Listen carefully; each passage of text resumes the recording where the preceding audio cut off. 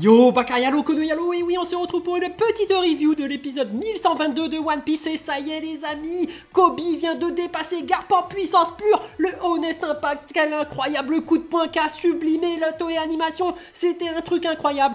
Mais les amis, on va y revenir avant de commencer la vidéo. Instant auto-promo, bien évidemment, mon manga Wolfius, disponible légalement et gratuitement sur Manga Draft. Je te mets le lien en description, comme ça tu pourras cliquer dessus. Et après, tu me fais un petit retour par rapport à mon manga. Bref. Je le répète, mon manga Wolfius, disponible également et gratuitement, lien en description. Bref, on va revenir sur cet épisode 1122 qui était incroyable. Une leçon de vie. Kobe nous a donné une leçon de vie, les amis.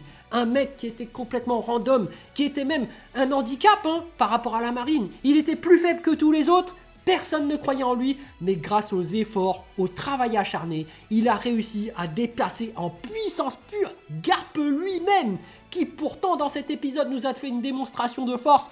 Il a utilisé son Galaxy Device, plus puissant que son Galaxy Impact, voilà, sa plus puissante attaque, qui a réussi à repousser l'ennemi, le commandant de Barbe Noire, qui s'est transformé en île. Il l'a repoussé, et là, en fait, Kobe nous a sorti une attaque encore plus puissante. Et ben, c'est le Honest Impact. Celui-ci, qui dépasse en puissance pure Garp, l'élève à dépasser le maître. C'est un truc incroyable, une véritable leçon de vie. C'est-à-dire que quelqu'un qui était un handicap d'un point de vue physique par rapport aux autres marines vient de nous démontrer que grâce à les efforts, le travail acharné, on peut dépasser le plus puissant de l'époque, c'est-à-dire Garp. Mais en réalité, est-ce qu'il n'y aurait pas un autre disciple qui aurait également dépassé Garp? Est-ce que finalement il aurait réussi son travail de sensei? C'est-à-dire que tous ses élèves, ses dignes héritiers, ont réussi à le dépasser. Est-ce que finalement Aokiji n'aurait pas dépassé Garp? Et surtout, le plus important, c'est que d'un point de vue moral, Garp avait sa vision de la justice. Est-ce que finalement, il n'y aura pas une émancipation d'Aokiji? Est-ce que finalement, là, on a clairement une émancipation de Kobe, mais est-ce que finalement, on n'aurait pas également une émancipation d'Aokiji qui finalement, en faisant ses actes, en neutralisant Garp, n'aurait pas réalisé l'importance de ses actes, l'importance de la marine et la notion de justice. Parce qu'il est encore en train de rechercher finalement sa véritable notion de la justice. Ou alors, est-ce qu'Aokiji ne serait pas en train de jouer la comédie et serait un agent secret infiltré au sein des troupes de Barbe Noire et il enverrait des informations à d'autres personnes? Est-ce que finalement, Aokiji, on ne sait pas encore c'est quoi son véritable but? Mais sincèrement, j'ai vu l'épisode, c'était une dinguerie. Là, en tout cas, on te laisse rien, parce que là, c'est vraiment de la théorie. On te laisse aucun indice comme quoi Aokiji est un agent infiltré. Donc, on est censé le prendre vraiment au premier degré, c'est-à-dire qu'Aokiji, bon, bah là, il tue Garp, clairement, en termes de puissance pure, il est au-dessus. Quoique, en fait, Garp, c'est contre les... Il s'est bien fait avoir par Shiryu aussi, il s'est fait planter. Et en même temps, là, il a dû détourner un peu l'attention de l'île, parce qu'il avait quand même aidé... il a quand même aidé Kobe, mais en termes de puissance pure, tu vois, je sais pas si vraiment Aokiji a dépassé son maître. En tout cas, d'un point de vue mental, d'un point de vue émancipation de sa notion de justice, le mec ne laisse rien transparaître. On dirait vraiment qu'il est encore en train de se trouver. Donc il est au sein de l'équipe de Barbe Noire, mais même s'il est en train de se trouver, il vient carrément d'éclater son maître. Donc bon, c'est quand même radical, mais voilà. Mais ce n'était pas le but, l'intention première de cet épisode, c'est surtout l'émancipation de Kobe. C'est-à-dire que c'était un être qui était physiquement moins bon que les autres, il avait des difficultés, mais à force de persévérance, voilà, un petit flashback où ça te rappelle Rock Lee, le côté émotionnel, voilà, il est là contre le cuirassé, il tape avec son poing, mais à chaque fois son poing il saigne. Bon, on sait que c'est ça l'entraînement de la marine, et on sait que, en fait, tous ceux qui sont à la marine subissent le même entraînement. C'est-à-dire que même ceux du CP9 et tout, là, on voit qu'ils ont tous les mêmes attaques, qui peuvent sauter et avancer dans les airs, marcher dans les airs comme ça, là, en faisant des bonds.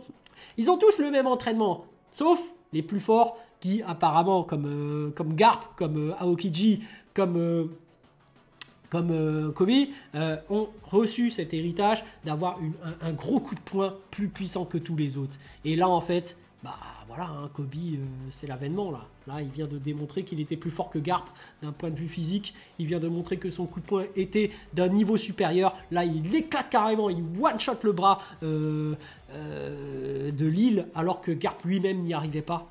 Donc là, je dis bravo. Je dis bravo Kobe. Là, t'es vraiment le champion de la marine. C'est beau. Et ça veut dire quoi en réalité? C'est que Kobe, si on te montre ça, c'est qu'il aura un rôle très important à jouer par rapport au Mugiwara. On pressent par rapport à l'histoire qu'il y a eu dans le passé. Il y en a plein qui vont dire non mais tu connais rien avec ton histoire de cycle. Mais on est dans un cycle en fait. Si on te raconte ça, c'est pourquoi? C'est parce que dans le passé en fait, Goldie Roger avait fait une alliance avec Garp. Et à eux deux, ils ont fait des trucs de tarés. Et ben là, ça va se passer pareil en fait. C'est-à-dire que Luffy va faire une alliance avec Kobe. Et à eux deux, ils vont faire des dingueries à deux. Ben oui, ça sent l'alliance à plein nez. Mais oui, ça ressemble à un cycle, comme je le disais à chaque fois. Et comme je le dis à chaque fois, si c'est vraiment un cycle, et ben le chapeau de paille, c'est le One Piece. C'est le symbole du voyage, du rêve de faire le tour du monde. Voilà, c'est vraiment ce chapeau qui se transmet de génération en génération à travers les différents rois des pirates. On voit que ça a transcendé le temps et que jusqu'à aujourd'hui, voilà, il y a eu Goldie Roger qui l'a refilé à Shanks. Shanks, on voit bien qu'il est d'un niveau nettement supérieur à tous les autres. Moi, je vous le dis, ce mec-là a le niveau des rois des pirates. Et là, il transfère le chapeau à Luffy qui lui-même fait sa propre aventure. Il va devenir roi des pirates, Luffy. Du moins en termes de puissance, parce que peut-être qu'en termes de reconnaissance, ce sera peut-être quelqu'un d'autre comme Baggy qui sera reconnu en tant que roi des pirates. Mais en tout cas, celui qui aura vécu toute l'aventure, qui aurait fait toutes les péripéties, qui aurait vécu la véritable aventure du possesseur du chapeau de paille et qui a le One Piece, bah c'est Luffy. Et si on est vraiment dans ce cycle, finalement, ma théorie vraiment commence à se confirmer, hein, que Mihawk était le second de Shanks et que finalement il va peut-être revenir dans l'équipage de Shanks parce qu'à la fin, une fois qu'ils auraient trouvé le One Piece, Luffy et Zoro, ça voudrait dire qu'ils vont s'embrouiller. Et ça veut dire que Zoro va quitter l'équipage de Luffy à la fin. Ce qui ferait la relation même, le parallélisme avec l'équipage de Shanks. Pour ça que Mihawk était parti. Attention, là, c'est des théories qui blaguent pas, les amis. Là, si, franchement, j'obtiens bon sur tous ces points-là, je suis l'oracle de One Piece, j'éclate tous les autres. Là, il n'y a rien à dire. Mais bon, après, je sais qu'il y a de très bons théoriciens dans One Piece, évidemment, hein, je ne dis pas, mais voilà, j'ai le droit de faire mes théories aussi à mon niveau. Bref, chapeau à lui, hein, à notre fameux Rock Lee, Kobe, de One Piece, qui sûrement aura un rôle hyper important à jouer dans l'aventure. Et par contre, en termes de puissance pure, c'est vrai que c'est difficile de jauger la force pure des personnages, parce que finalement, on les voit en train de cogner contre un bateau, un cuirassé, et finalement, on voit quand même qu'un type comme Barbe Blanche, à une seule main, a réussi à arrêter un navire cuirassé lancé à pleine vitesse à bout portant par comment il s'appelle déjà, bref, celui qui a été manipulé par Akainu et qui finalement a trahi Barbe Blanche, mais finalement il était parti pour se suicider, pour éclater le gros navire cuirassé contre le quartier général de la marine, mais finalement on voit vraiment que Barbe Blanche lui aussi a une force démentielle et a arrêté ce navire à un seul bras. Je me demande, est-ce que Garp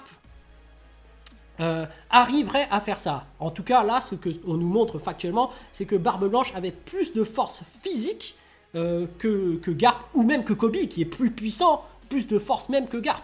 Mais bref, on n'en est pas là. Le plus important, c'est le message derrière, c'est ce qu'a voulu raconter Oda, c'est-à-dire que Kobe a dépassé son maître, il a dépassé Garp. Donc là, il représente vraiment l'avenir de la marine, c'est confirmé. On verra bientôt Kobe en pleine action avec Luffy directement. Les amis, sur ce, je vous laisse. Donc, sur ce, je vous dis donc à plus dans le bus, ou plutôt à plus tard dans le car, ou plutôt à bientôt dans le bateau.